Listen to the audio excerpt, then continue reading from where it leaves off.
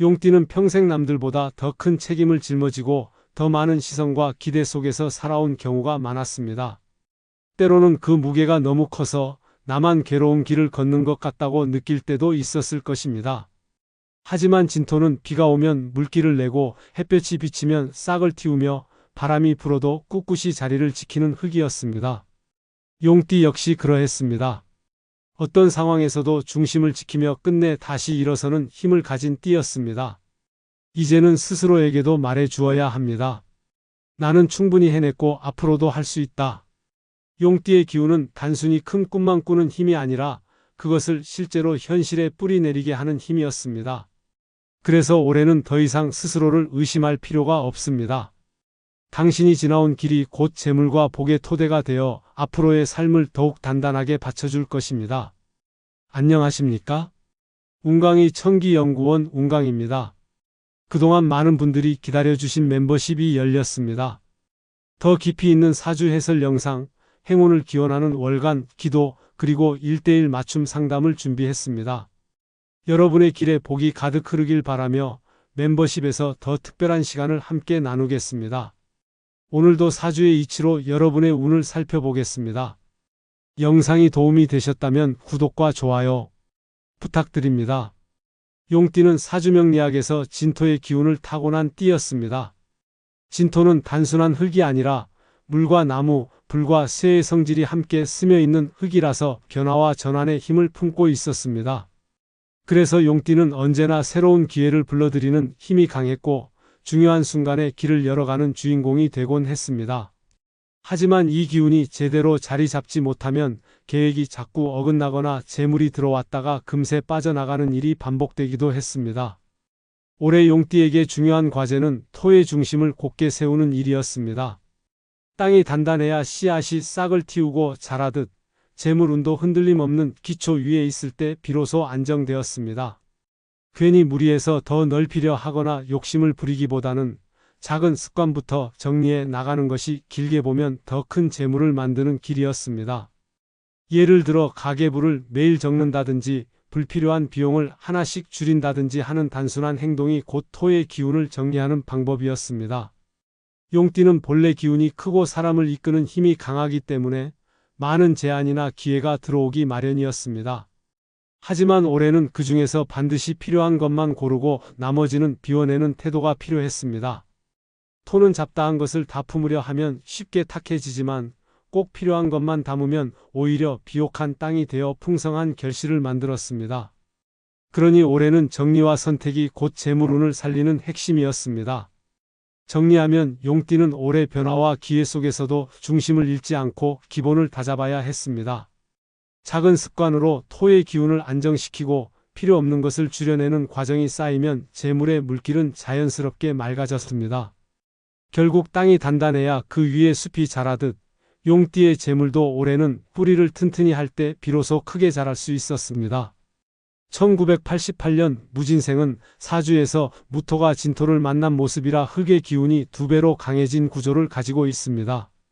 흙은 본래 무언가를 품고 자라게 하는 힘이 있기 때문에 이 해에 태어난 사람들은 책임감이 강하고 꾸준히 성과를 내는 성질을 타고났습니다.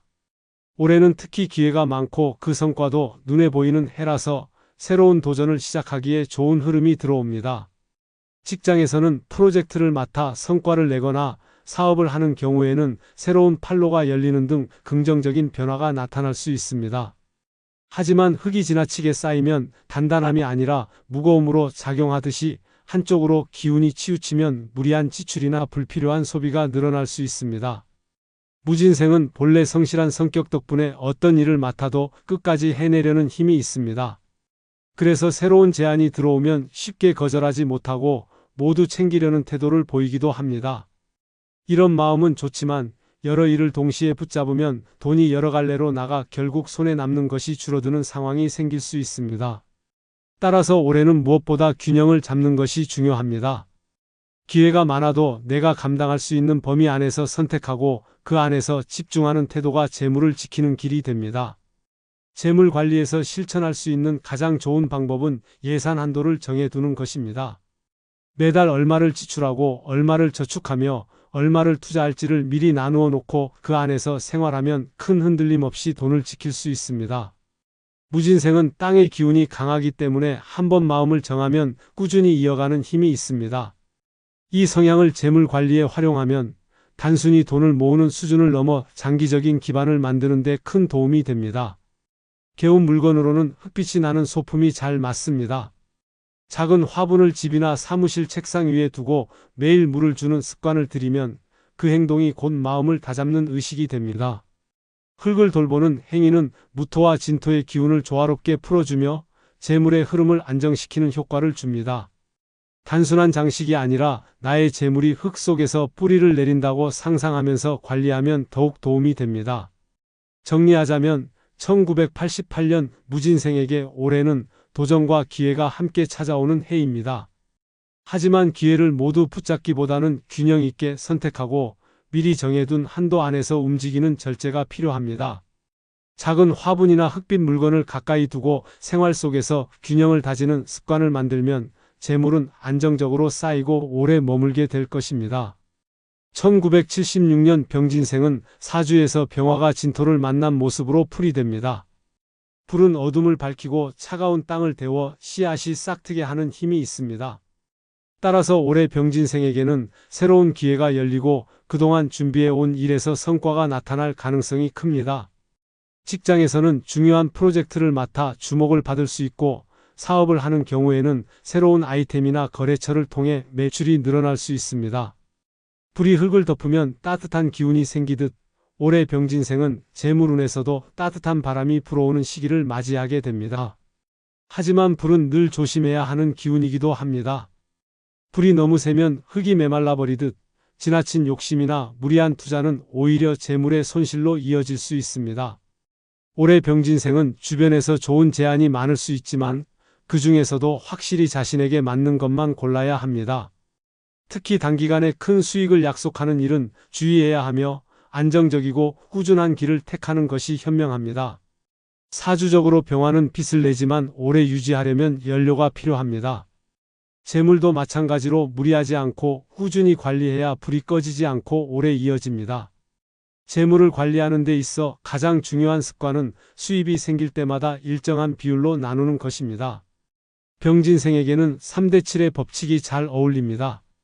들어온 돈의 30%는 저축이나 장기적인 자산 관리에 두고 나머지 70%는 생활비와 필요한 지출에 쓰는 방식입니다. 이렇게 하면 순간의 지출에 흔들리지 않고 미래를 위한 기반을 다질 수 있습니다. 특히 불이 흙을 데우듯 이 습관은 병진생의 재물 흐름을 따뜻하고 안정적으로 유지하게 만듭니다. 개운 물건으로는 붉은 빛이 잘 맞습니다. 책상 위에 빨간색 필기구를 두고 매일 기록하는 습관을 들이면 불의 기운이 안정되고 마음이 정리됩니다.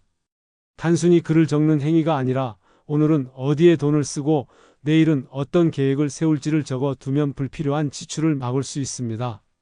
작은 펜 하나가 병진생의 재물 흐름을 바로잡는 도구가 될 수 있는 것입니다.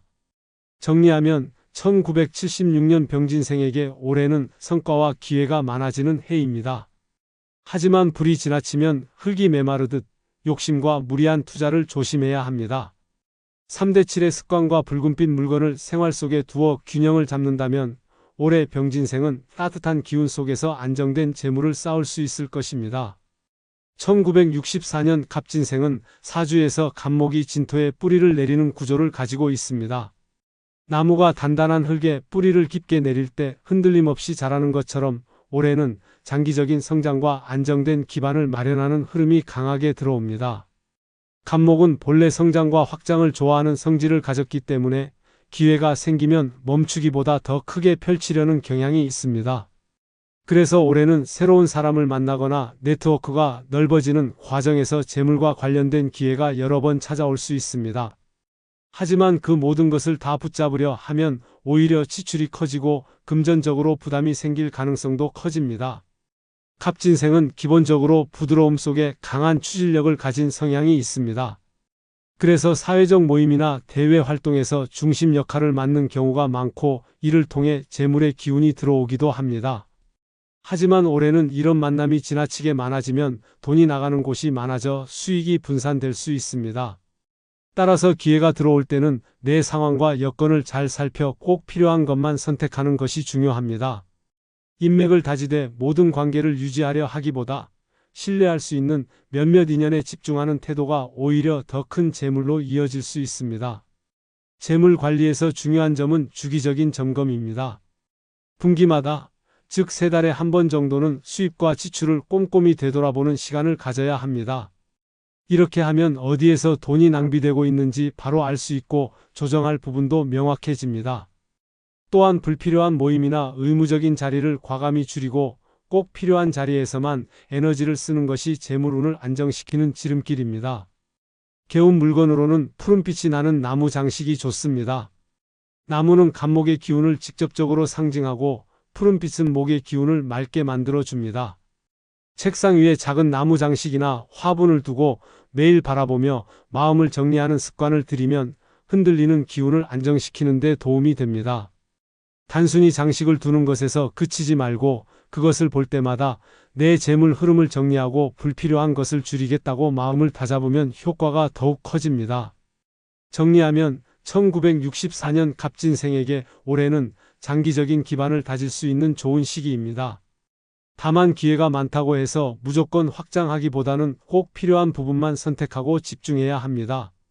푸른빛의 나무 장식과 정기적인 재정 점검, 그리고 불필요한 모임을 줄이는 습관이 올해 갑진생의 재물운을 안정적으로 키워줄 것입니다.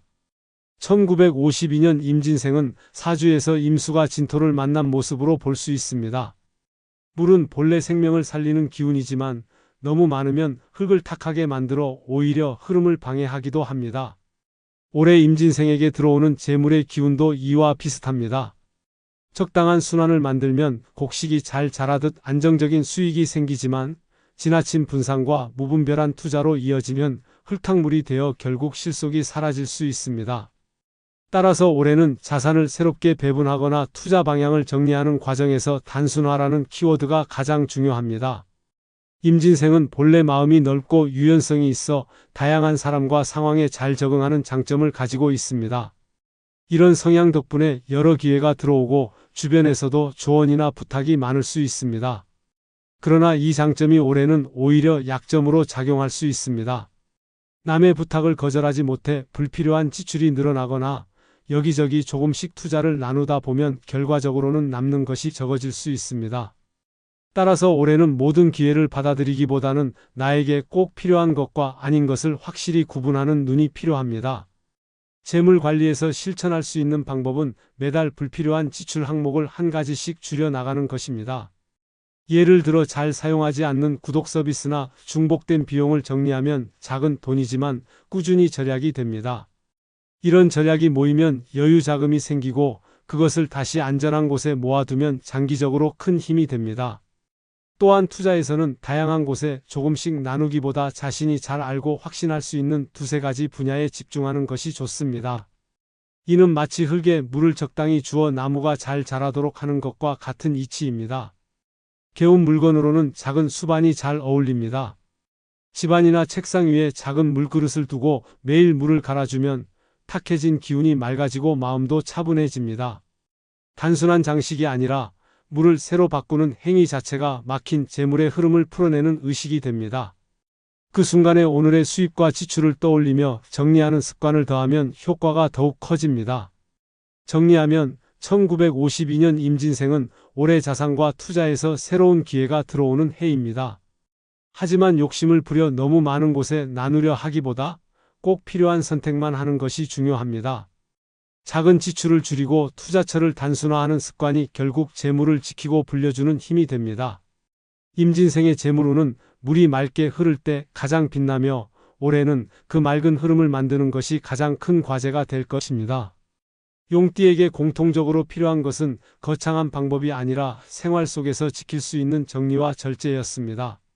진토의 기운을 가진 용띠는 땅처럼 많은 것을 품을 수 있지만 그만큼 쉽게 무거워져 흐름이 막히기도 합니다.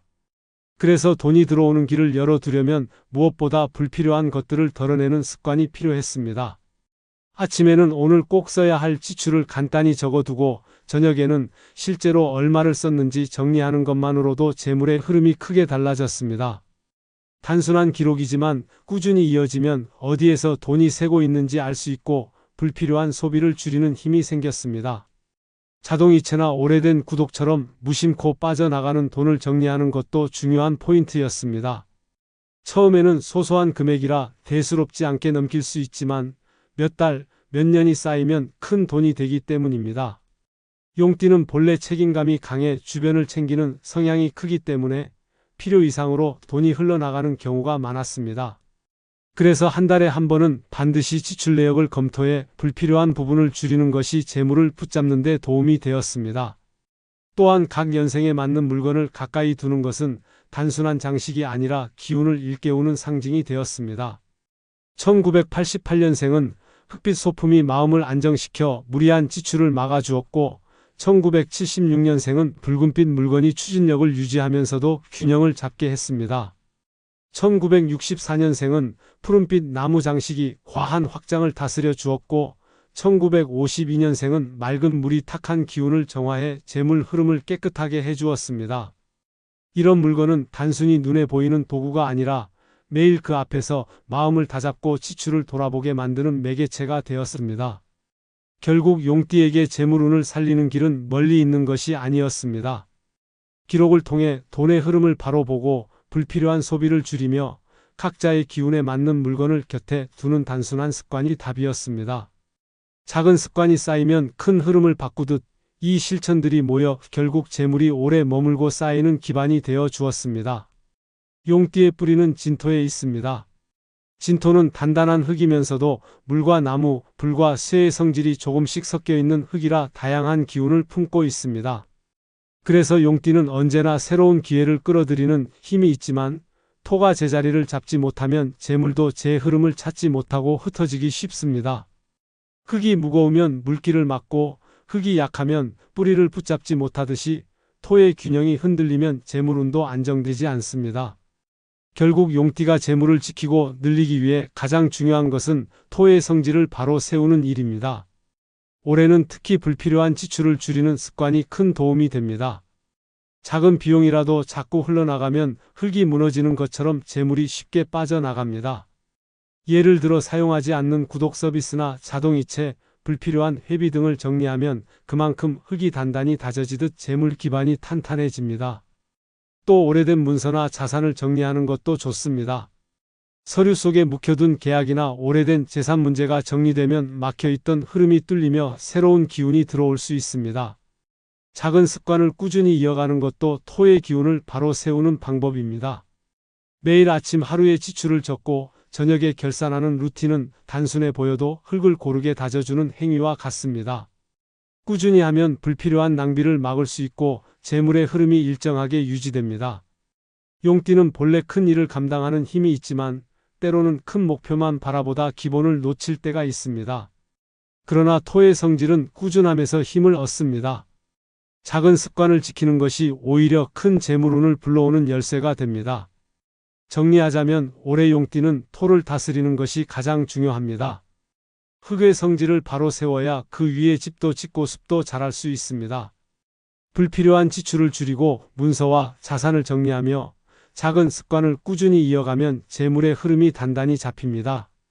토가 안정되면 재물도 머물고 쌓이며 용띠는 올해 자신의 노력과 성실함이 결실로 이어지는 것을 경험할 수 있을 것입니다. 올해 용띠는 변화와 기회가 동시에 찾아오는 한 해를 맞이했습니다. 진토의 성질을 가진 용띠는 원래 많은 기운을 끌어당기고 다양한 가능성을 품고 있어 언제든 새로운 길을 열 수 있는 힘이 있습니다. 하지만 이 힘이 올바른 자리에 쓰이지 않으면 기회가 흩어지고 돈도 들어왔다가 금세 빠져나가는 흐름이 반복될 수 있습니다. 따라서 올해는 그동안 쌓아온 힘을 흩뜨리지 않고 제대로 뿌리 내릴 수 있도록 관리하는 태도가 무엇보다 중요했습니다. 1988년생 무진생은 새로운 도전이 많아지는 해였습니다. 하지만 모든 기회를 다 붙잡으려 하면 오히려 지출이 늘어나 손해가 될 수 있었기 때문에 절제와 균형이 핵심이었습니다. 1976년생 병진생은 노력한 만큼 성과가 보이지만 성과가 크다고 해서 모두 자신이 쓰는 것이 아니라 일부는 반드시 저축하거나 투자로 돌려야 했습니다. 이렇게 분배하는 습관이 있어야 불의 기운이 오래 이어지고 재물도 안정되었습니다. 1964년생 갑진생은 사람들과의 인연을 통해 기회가 들어오는 해였습니다. 그러나 지나친 확장은 오히려 부담을 만들 수 있으니 꼭 필요한 관계에 집중하고 재정 점검을 통해 기반을 튼튼히 하는 것이 중요했습니다. 1952년생 임진생은 물이 흙을 적시는 구조라 기회는 많지만 분산되면 실속이 사라질 수 있었습니다. 따라서 투자와 지출을 단순화하고 흐름을 맑게 유지하는 것이 필요했습니다. 이처럼 용띠는 각 년생마다 조금씩 다른 상황을 겪지만 공통적으로는 작은 정리와 절제가 재물운을 크게 바꿀 수 있는 열쇠였습니다. 흙이 제자리를 잡아야 씨앗이 자라고 그 위에 튼튼한 집이 세워지듯 용띠가 자신의 중심을 지키며 불필요한 낭비를 줄일 때 재물은 흩어지지 않고 자리를 잡게 됩니다. 결국 올해 용띠에게 가장 중요한 과제는 욕심내어 더 크게 벌리려는 마음보다 이미 가진 것을 제대로 관리하는 것이었습니다. 작은 습관을 꾸준히 지키고 불필요한 것들을 줄여나간다면 재물의 터가 단단히 다져져 앞으로 더 큰 결실을 맞이할 수 있었습니다. 용의 기운은 크고 웅장하지만 올해는 그 힘을 잘 다스릴 때 진정한 풍요와 안정으로 이어졌습니다.